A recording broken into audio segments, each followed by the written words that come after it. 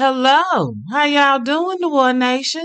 Your favorite country girl is back with another tale of mayhem for your listening pleasure. If this is your first time joining us, welcome.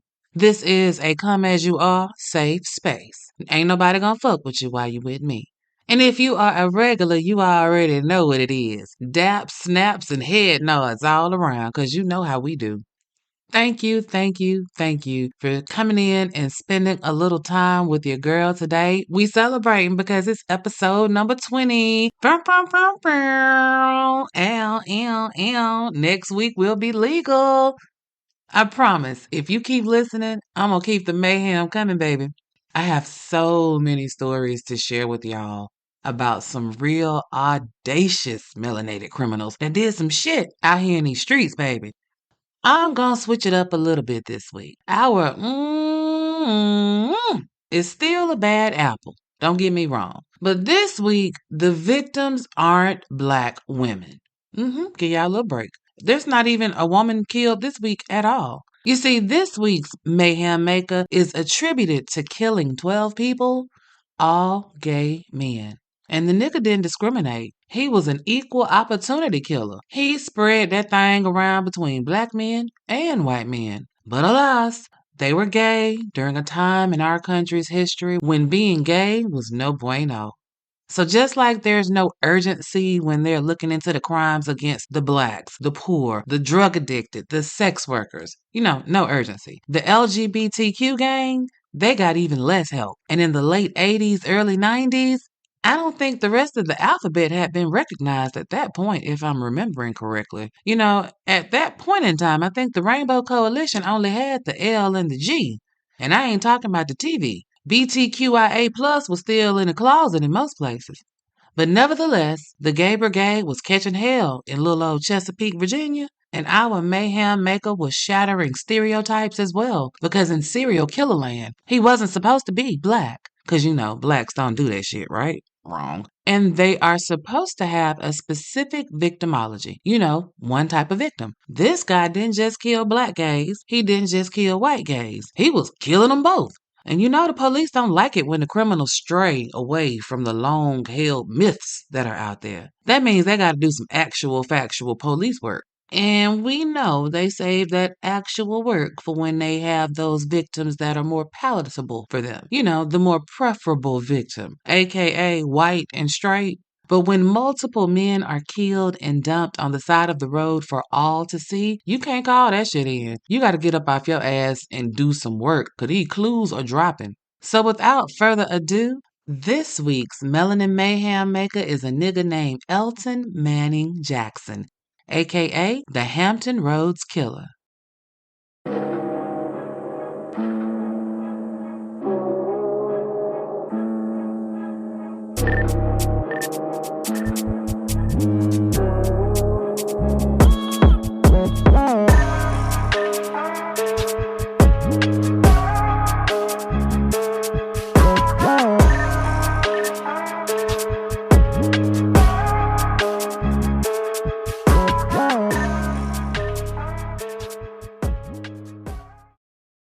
New War Nation, we are used to not having a lot of background information about our mayhem makers, but for your boy Elton, looking for background on him was like wham, bam, thank you, ma'am. His background time gonna be quick as hell for this podcast. All I could find was that he was born in 1956. That's it. The end. We don't even know what month or day this nigga came into the world. I have to assume that he had a mama and a daddy. I couldn't find one shred of evidence on this man before he let his freak flag fly. One thing I did find out about Elton, though, is that he was dealing with depression. It was his struggle, if you will. You see, because he enjoyed putting his penis in the booties of men, but after the sex was done, he felt embarrassed. So he would strangle the men because they had tempted him with their booty hole. And instead of dealing with his own issues, he made it his victim's problem and gave them a permanent solution for his bullshit. Man, I've been listening to Mass P. Y'all know I told y'all I was ratchet country. I like it a little rough sometimes. And All in my mind, all I keep hearing was hustlers, ballers, gangsters, cat pillars. Who I be? Your neighborhood drug dealer. While I was trying to figure out some shit to slick to say up in here about old Elton, I came up with this one. Hustlers, bottoms, gays, and drug dealers. Who should you fear? The neighborhood serial killer. I might cut that out. I might leave it in. I know it's corny, but you gotta love it. Anyway, these people, they were the preferred type for old Elton. Them boys that did what they had to do to get it in. If they were out here hustling for a meal and a place to stay, check. If they like to treat their nose or hit a pipe, check. And if they like a little dick in their ass, check, check, check. This was the type of dude Elton preferred. He would hang out at the gay bars looking for these men, take them home, give them that D. Then he would take their lives and dump them on the side of the road like they were trash, naked, strangled, with their booty leaking. So since we don't have any background information on old Elton, we're going to jump directly into the killations, starting with Charles Frank Smith, who was found July 18th, 1987 in Chesapeake. Now what's different about this poor man versus the other victims is that he is the only victim to have been found with his pants on. All of the others were found naked as a jaybird. And I guess this was Elton's test case. I don't know. Maybe he liked to keep their clothes as a trophy. Maybe he found it was easier to subdue a nigga when he was naked. Either way, Charles died with his pants and his shoes on. But he wasn't but 18 years old. And he was the first in a long line of victims. That following year, and I'm talking like 366 days later, on July 19th, 1988, Joseph Ray was found strangled in Chesapeake. His badly decomposed body was just, they couldn't tell how he had died, but they figured that he was in his 30s or his 40s, and they really didn't have anything else to go on. They determined that he was from Pritchard, Alabama, but they didn't, if you could figure out where a nigga from, how come you don't know nothing about him? Like, you know he in his 30s or 40s, detective work, make some calls. This man had a mama and daddy, some siblings. He went to school somewhere at some point in time. But I digress because that's going to be a theme that's going to go throughout this whole podcast is no background. We don't know nothing about these people. But you know, our boy Elton, he couldn't wait another year. But he did wait about 5 months before he served up his next victim on the side of the road. January 7th, 1989, Stacy Renew was found in Chesapeake. He was only 21 years old from Texas, fresh out the Navy. They found him naked, but they didn't find no drugs or no alcohol in his system. But damn, my man was stone cold sober when he met his maker, which ain't a bad thing because I guess you should be sober to meet the Lord. But before the meeting takes place, the shit that gets you there to see the Lord, I don't want to be sober for that. I mean, I need to be a little turned. I don't know, something to take the edge off. Sheesh. I'm sorry, y'all. Y'all know I ain't wrapped too tight. Anyway, your boy laid low for a little minute. And before he took somebody else's son out the game, it would be 3 long years until January 21st, 1992, when John Ross Jr. was found naked and strangled until he was dead in Chesapeake. Noticing a pattern here? Okay. I see one. The police didn't see one, though. They asses were on some, it's 4 gay men just randomly got killed and dumped. But it's all separate cases. There's no overlap here. Okay.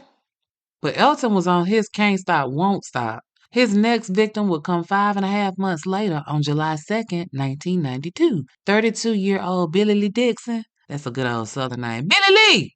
Billy Lee Dixon. He was found in Isle of Wight County. Now, that's not white like the color white. This is Wight. But isn't that a name for a city? Isle of Wight. I bet it's full of white folks, too. Anyway, that's west of Norfolk. And Billy Lee, just like the other ones, say it with me now, was birthday suit sharp with cocaine and alcohol in his system. And he was a cutie, too. Like little daddy was photogenic. He made a little change on the side for posing for pictures in gay erotic magazines. But he didn't really talk about his lifestyle with his family because they didn't understand. His family was on some don't ask and don't say shit type of time. Y'all know how them people are. A little bit less than a year later, on March 7th, 1993, Reginald Joyner was found in Suffolk, Virginia. They didn't know where he was from, and they didn't really know exactly how old Reggie was. They thought he was in his 30s or his 40s. They knew he liked to treat his nose. He had that booger sugar and alcohol in his system. But he was too decomposed to determine anything else. But what we do know is that here is the sixth gay or gay adjacent man that has lost his life in an unnatural way and was dumped on the side of the road without his clothes on. Still no connection to the previous five, though, right? Well, then on June 28th, 1993, the body of a black man was found in a ditch in the Deep Creek neighborhood in Chesapeake, Virginia. Naked and very much unalived, this man had been strangled. Come to find out, his name was Raymond Bostic. He was a 27-year-old out-of-work truck driver from Norfolk. Oh, Raymond bounced around, but he was found strangled, and he had no signs of struggling with whoever did this shit to him. All he had was a little cocaine in his system.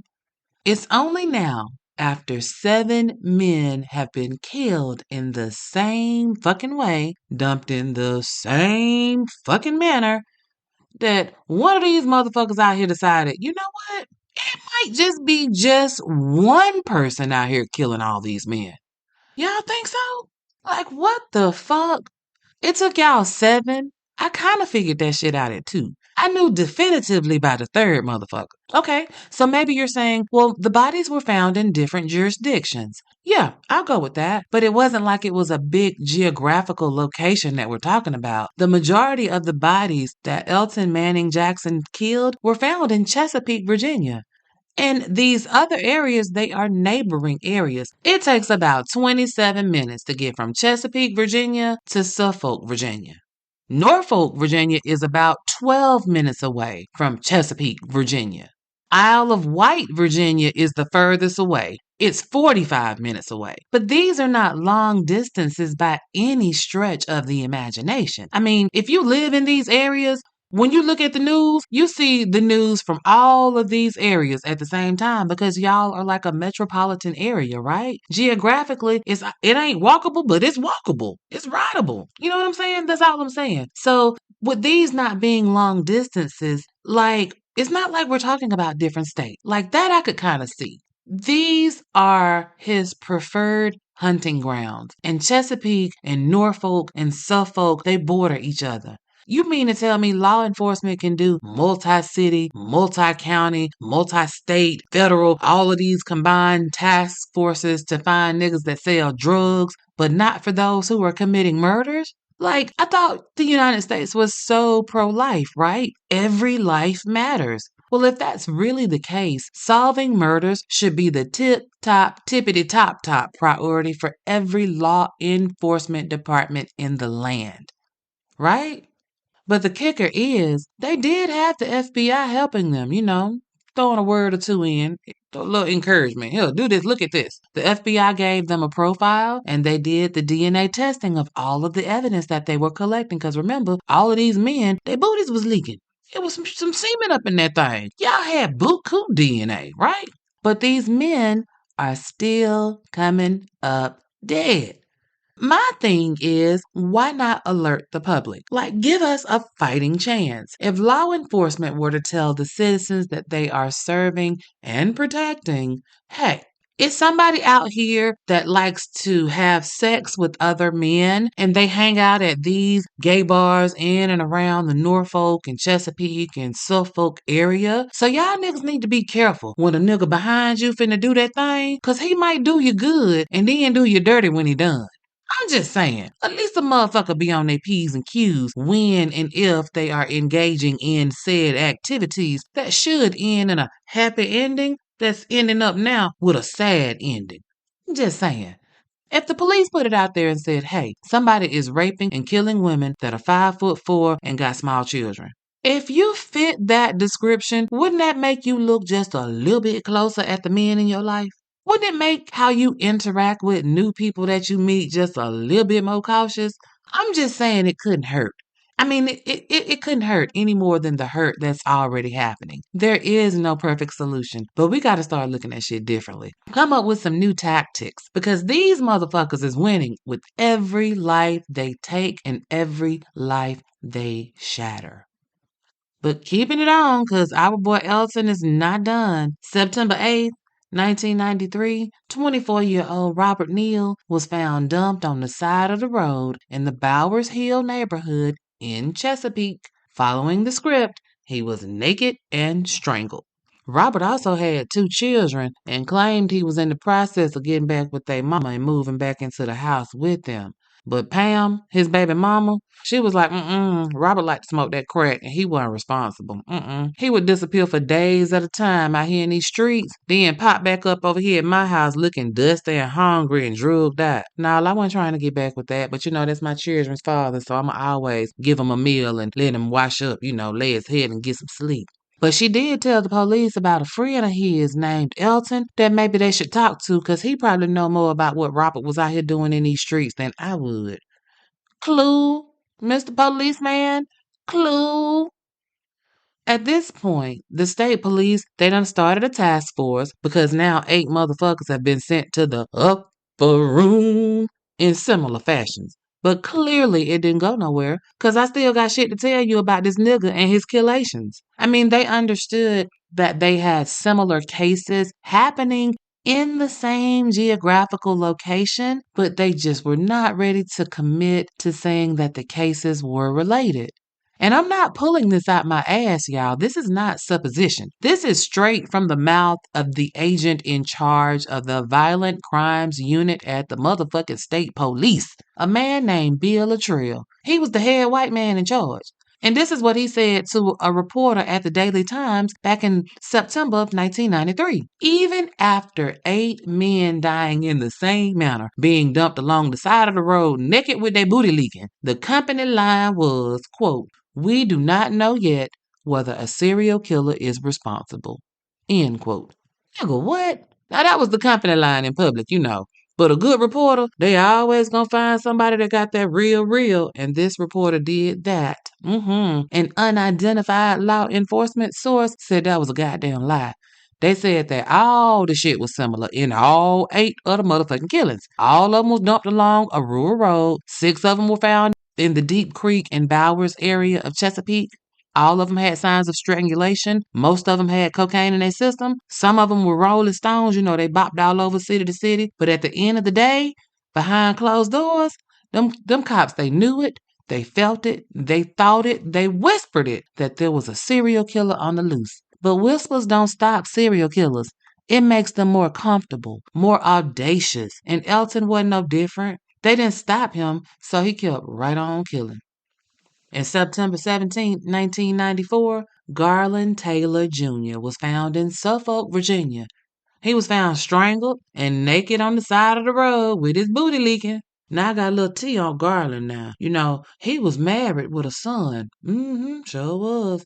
His wife, Ramona, was devastated, honey, to learn that her husband had been found without his pants. That's a hard pill to swallow. I don't care who you are. It's one thing for your loved one to be killed. It's a whole nother thing to roll up at the coroner's office or wherever they at and see they naked and leaking from their nether regions. That make you clutch your pearls. It make you scratch your head. What the fuck is going on here? You done literally forgot about the killation and now you want to know why the fuck this motherfucker ain't got no pants on. It's too much. Ooh, that's too much. But you know what?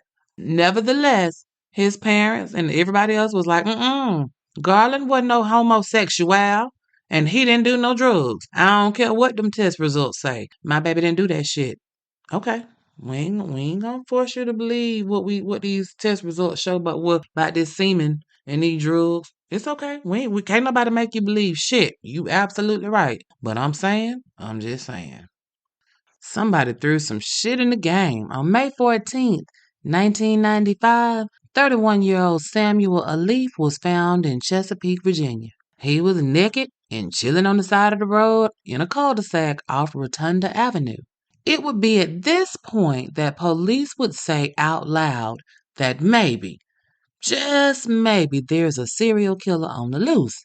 And I will say that at this point, the cops did try to alert the public. They put up posters inside of the gay bars. But my question is, when was the last time you read anything other than a menu in a bar?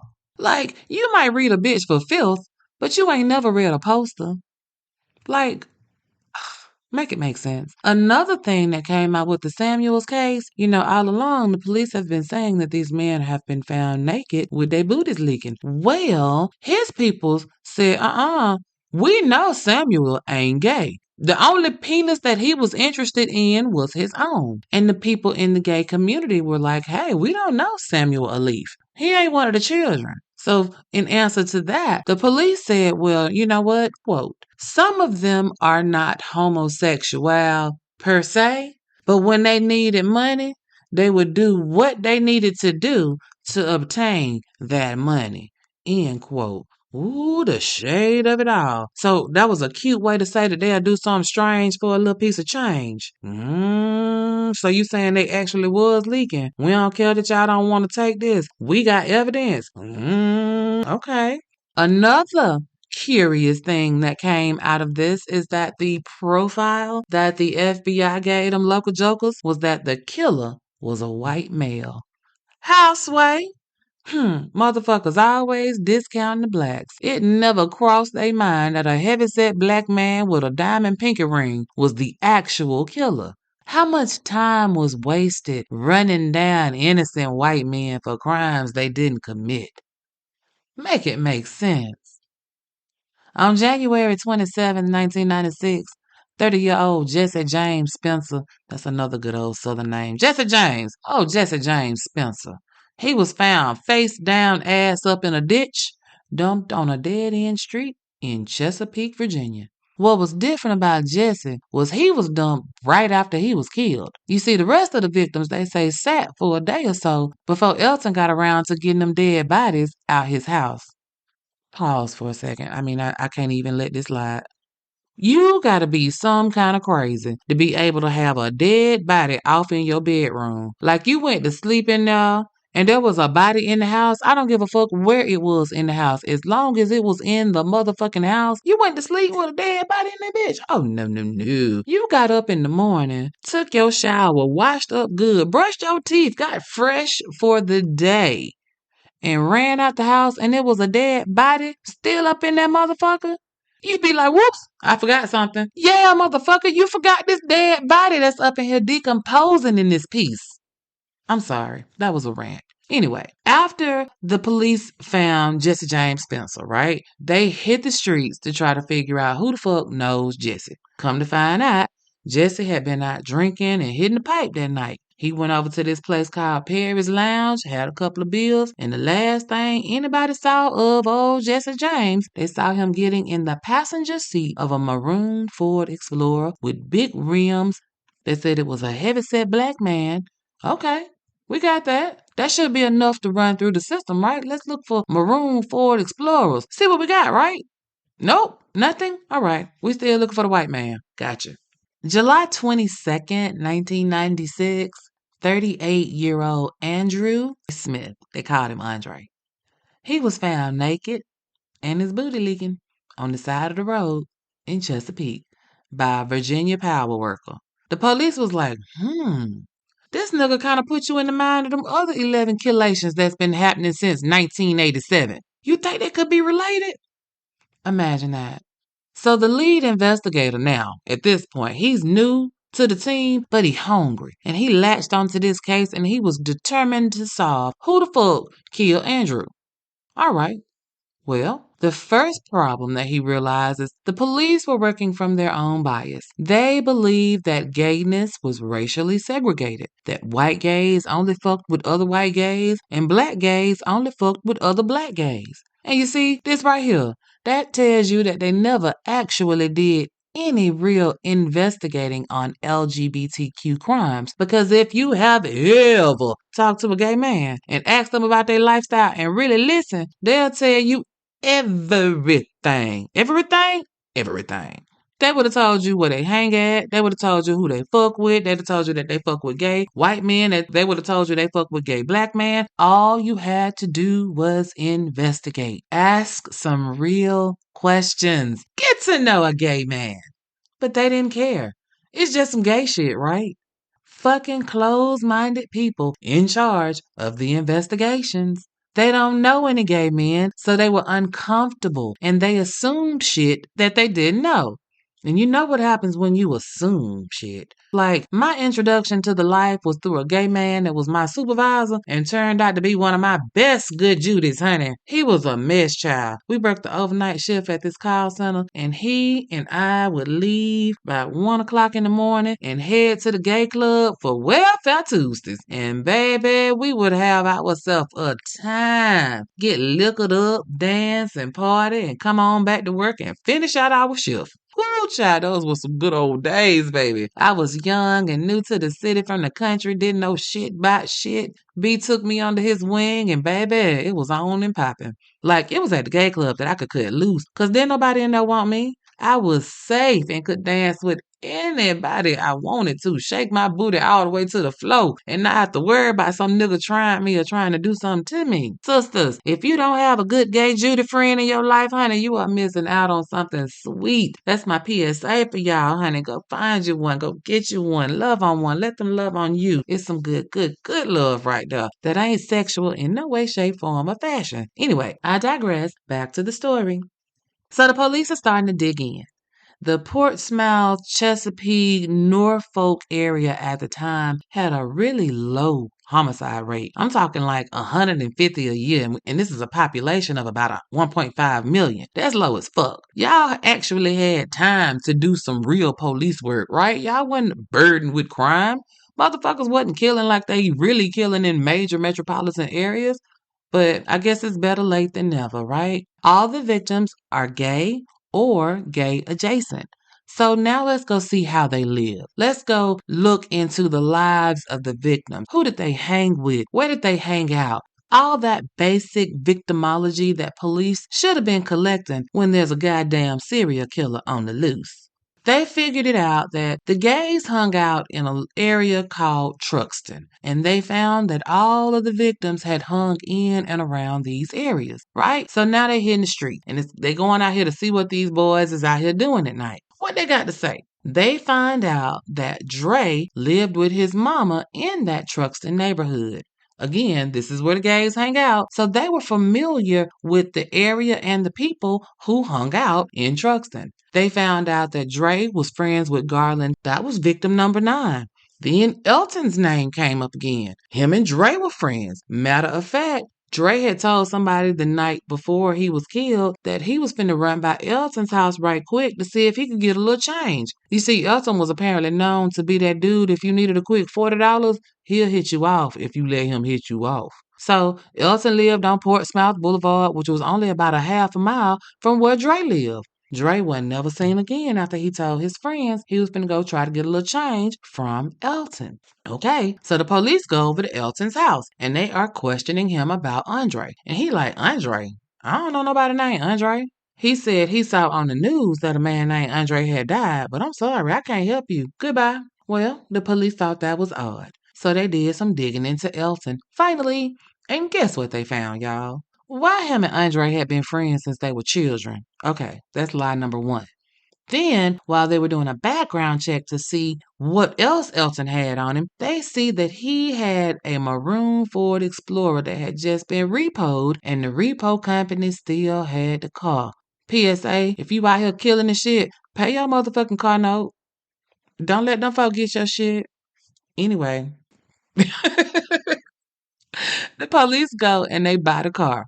Now it's in police custody. And so they're processing it. And it's got all kind of shit in it, including 6 cigarette butts in the ashtray. They test the butts, no pun intended. And what do you know? Dre's DNA is on one of the cigarettes. So now it's time to get a warrant to go up there and search Elton's shit.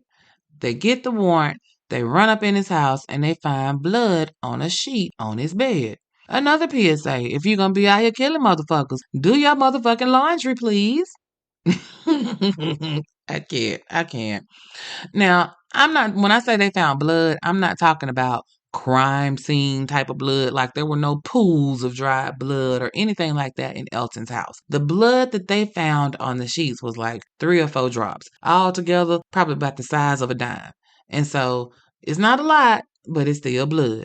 They take away 34 pieces of evidence along with them sheets, a leather belt with a gold buckle, and when they test the blood on the sheets, come back that the blood is Andre's.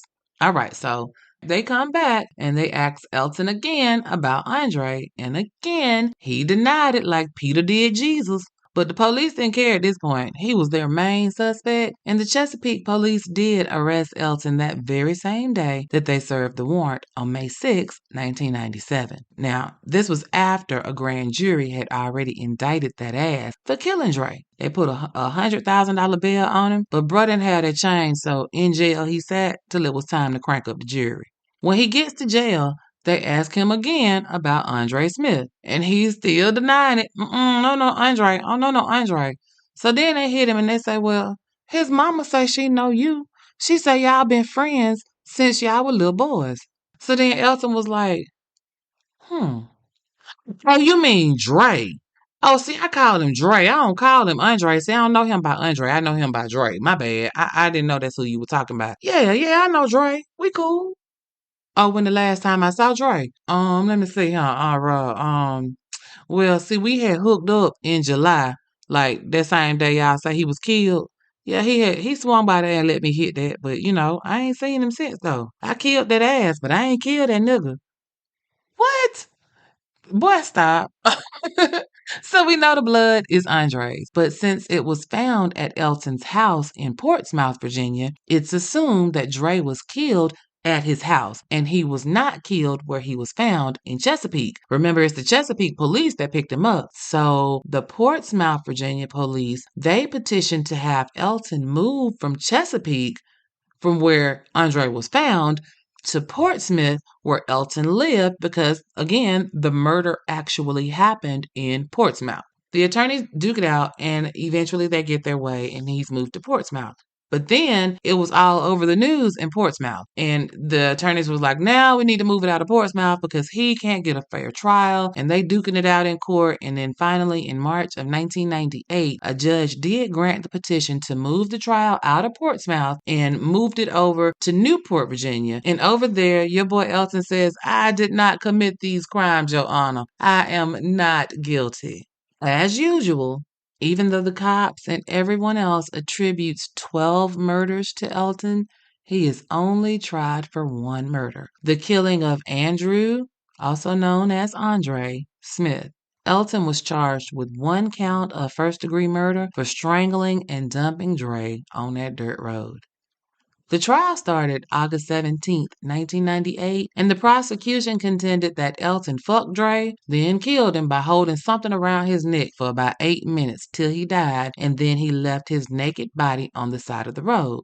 The prosecution also had 3 men that they put on the stand that testified that they had fucked with Elton in the past and he had done some shady fuck shit to them. First up, there was Kevin Benton. He said on December 11th, 1996, Elton picked him up and they went back to Elton's house. Kevin was supposed to get $75 if he let Elton tie him up and massage him. So he said he laid down on the bed on his stomach and Elton came in with a necktie to tie around his hands. He tied his hands up behind his back. Okay, everything is all right and it's consensual at this point. Get your freak on, I don't care. But Kevin said Elton stepped out the room and when he came back, he had a leather strap that he tried to wrap around his neck. Now, Kevin went down with that shit, so he kicked Elton and knocked him off balance and snatched that necktie off his hands, and then he cussed Elton the fuck out. And Elton played the shit off like, oh man, I thought you was into the kinky shit, man, my bad. Kevin ended up staying the night, because, hey, Elton apparently had that good dick, and he still wanted them $75. Well, Elton was like, I ain't get what I actually asked for, so you know what? I got $19 and some change, and you can get this shit. That motherfucker gave that man $19 and some change. I did not come over here to hear anything rattling, sir. If you don't give me what fold and get up out my face, nigga, what? Stop it. $19 and change. I can't even get past it. But moving on. Tommy Anderson then got on the stand and he basically said the same thing. He said him and Elton had agreed to fuck for a buck or two, and when he got to Elton's house, he was geeked up on that rock and Elton wanted to tie him up and massage him between his closed legs. He laid down and he let Elton tie his hands behind his back. Elton started rubbing his shit, and when he got through, he started getting rough. Tommy said that he told Elton he was going to scream if he didn't stop. So Elton let him up. And they get up and he tells Tommy that he's going to just drop him back off. Say when they got in the car, Elton hit Tommy across the face and told him he was gonna kill him if he tried to run. So then he drive off and he goes deep off in a cut somewhere, but it's right around the area where they found Dre's body. He told Tommy to get out the car, and Tommy do it cause the nigga crazy. And he's standing there with his hands on the car trying to see what Elton doing. He says he sees Elton coming at him with a strap in his hand. And Tommy said, I ain't know if the nigga was finna try to whoop me or what, so I kicked him and ran for my life cause this nigga was looking crazy. Okay, that's two men. The third man, Willie Swimpson Jr., he said that he lived with Elton for a little while in the summer of 1995. He too liked to keep a pipe on him for smoking that rock. He needed a place to lay his head, and Elton wanted a place to lay his dick. It worked out for both of them. Willie said one day, Elton was like, come go with me somewhere. So they went. He said Elton drove up in the cut somewhere and he wanted to rub some lotion on him. First of all, why the fuck we couldn't do this at the house? We outside. It's mosquitoes out here. Okay, whatever. So the shit we do for dick, I mean, it's just ridiculous. Gay, straight, whatever. Dick will make you do some stupid shit. Bug bites on your ass? No bueno. And another thing, before I keep going, what's up with how they keep describing this lotion rubbing? Rub lotion on or between closed legs? Is that a euphemism for fucking? Like, he getting the lotion, I assume, as a lubricant, right? But sir, have you ever heard of KY jelly? You out here fucking up the pH balance with this motherfucking lotion. Well, do booties have a pH balance? You know what? I done went all off on a tangent. I'm sorry, y'all. Back to the story. So he say Elton went to go get the lotion. He still outside finna let Elton rub lotion on him in the woods. Elton come back holding a strap. Willie say he knew this shit wasn't finna end well, so he jumped up and ran through the woods like Forrest was running through in Vietnam, in Forrest Gump. Running for his life, I tell you. He was not about to let Elton get him. So here we have three men testifying about how Elton was able to subdue his victims so that the bodies wouldn't show a sign of struggle. They were already tied up voluntarily, thinking that it was about to be a little good going on. You know, some of that he freaky type of shit. But no, this was part of the setup for the killing. Now that's what the state had to say. The defense was like, nah, we don't know what y'all talking about. All y'all know for sure is that Elton and Dre had sex. Ain't nobody seen Elton kill Dre. Consensual sex between two grown men ain't no crime. Free my nigga Elton. I rest my case, Your Honor. The defense said that Kevin and Tommy and Willie, they was already locked up for various crimes and they were only testifying against Elton to get lighter sentences in their own cases. Don't believe them three niggas telling the same story that fit the MO of these other men that I was supposed to have killed. That was the defense. Well, 3 days later, on August 21st, 1998, it went to the jury. And them motherfuckers convicted that ass and they recommended a life sentence for Elton. Well, his lawyers was like, wait a minute. For the charge, this some fuck shit because the sentencing guidelines for first degree murder is like 20 to 34 years and 11 months, which is still a long time, but it ain't life. The prosecution was like, Your Honor, the sentencing guidelines ain't strong enough because they don't take into account the very nature of the crime. Now we're getting back into that homosexual hate. The prosecution said, what we have here is a situation where a man has been attacked and strangled from behind. So if he had been strangled from the front or from the side, that'd have made you feel better? Like, why you putting emphasis on from behind? I tell you why. Because Andre was a bottom, so all his action came from behind. He was a receiver and not a giver of the dick. And of course, in 1997, that in and of itself was an abomination to some people. It's 2024 and it's still not okay by some that stay sticking their nose in other people's bedrooms. But either way, Judge James Cales Jr., he sided with the jury and he formally gave that ass a life sentence on October 27th, 1998. Elton has been state property ever since. Inmate number 1116076. And he is currently located at the Buckingham Correctional Center, where he will remain until he is called on to glory. And that, New Orleans Nation, was the story of Elton Manning Jackson, a nigga that killed a bunch of men just because they was gay or gay adjacent. A nigga that everybody in the hood knew, but never suspected of being a serial killer. A nigga that hid in plain sight until he was forced into the light. When I let my mind wander over the details of all his crimes, all I can think is that all these men died because the police, a mainly straight white male entity, are uber uncomfortable in the presence of a man that enjoys penile penetration, givers or receivers. Like, I've met gay men on the street and struck up a conversation, actually exchanging thoughts and ideas. And in most cases, these are some of the most open people you'll ever run into. Trying to help stop someone from killing their kind, I'm sure they would have had those lips a wagging. But the police didn't engage them. Instead, they assumed facts. And you know what happens when you assume. Like, for instance, the assumption that gay men were racially monogamous is ridiculous. Black women may not stray into the racial pool of dick that often, but gay men, they believe in equal opportunity sex opportunities, right? All they had to do was ask. They had a hangout area. As someone that came up in the hood, we had a hangout area too, just like how they described the gay hangout area in Truxton, a place where you hang out in the street. I mean, because how you gonna find Mr. Tonight if you ain't hanging out, right? And everybody has a spot. It don't matter if you gay, straight, racist, man, woman. When you bout that street life and hanging out and partying, you gotta have somewhere to go after the club closed, right? We used to hang out in the Crystal parking lot until they started shooting. And then we would go to our neighborhood and hang out on the street. The spot was called the Bucket of Blood, aka the Bucket. Probably wasn't the smartest decision I made as a young adult to hang in a place whose name described the propensity for violence and bloodshed. But that shit was lit. And every Friday, Saturday, and Sunday, it was the last spot we hit before calling it a night. Now, y'all don't act.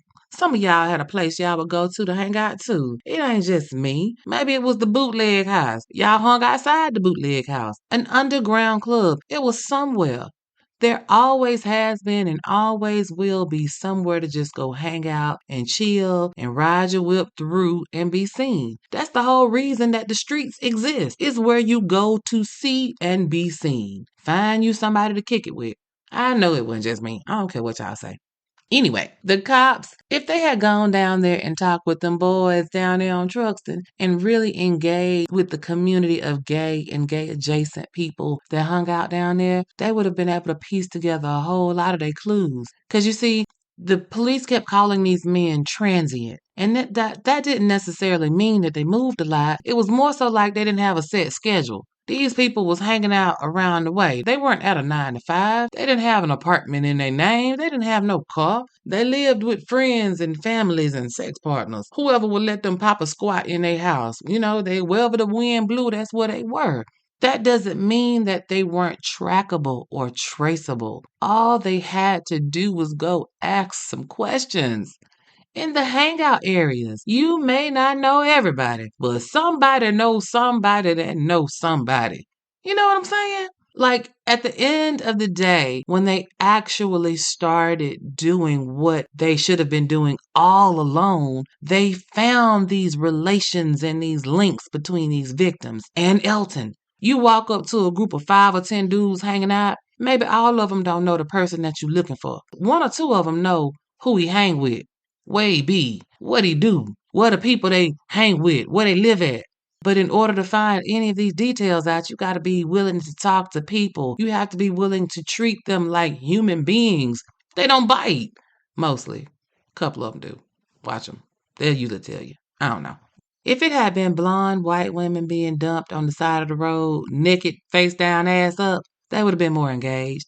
They wouldn't have left no stones unturned before they could piece together backgrounds and timelines. We have got to demand more from our law enforcement officers.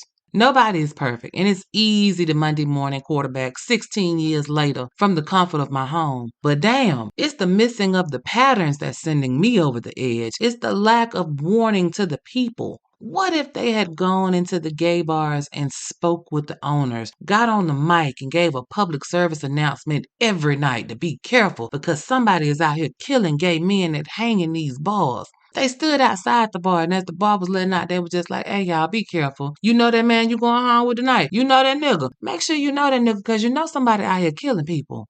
How many lives could have been saved? Because maybe, just maybe, the men would have been just a little bit more careful about who they went home with or who they hung out with. It would have made them scrutinize. Maybe this nigga might be off. Let me check this nigga a little bit. Maybe it would have made them tell people, hey, I'm going over here to be with so and so. If I ain't back in the morning, y'all come looking at this nigga. I mean, I don't know, but I know that we've got to do something, right? Because so many lives can be saved. It would have made life tougher for Elton because maybe his victims would have been talking about the fact that somebody was out here killing their asses, you know? And that's what you want. You want the killer to be uncomfortable because these motherfuckers are too fucking comfortable. Like, when was the last time you heard the news or the cops say, hey, there's a serial killer or a serial rapist on the loose? Never, because they don't do it. But you can bet your ass that somewhere right fucking now is a killer on the loose and they know about it. That is, if they have recognized the pattern. And guess what else? You made it to the end of the pod. And since you made it this far, you might as well go ahead and hit like, subscribe, and share for the podcast. Please, like, I promise you, it'll make you feel so good. Okay, so if you aren't ready to make this thing official, I understand. That's fine. We can take it slow. But you can just hit me off with like 5 of those beautiful stars right there on your screen, and I'll be so happy. Kind of like a diamond ring. It shines like a star. I love it. You can also check me out on social media. You can find me under Melanin Mayhem Podcast or Melanin Mayhem PC. Y'all, it has truly been my pleasure to kick it with y'all today. And best believe I'm in the lab cooking up another episode for next week. So until then, y'all stay safe, stay vigilant, and remember, if you stay ready, you ain't got to get ready. It's one love, New Nation, and the country girl is out of here.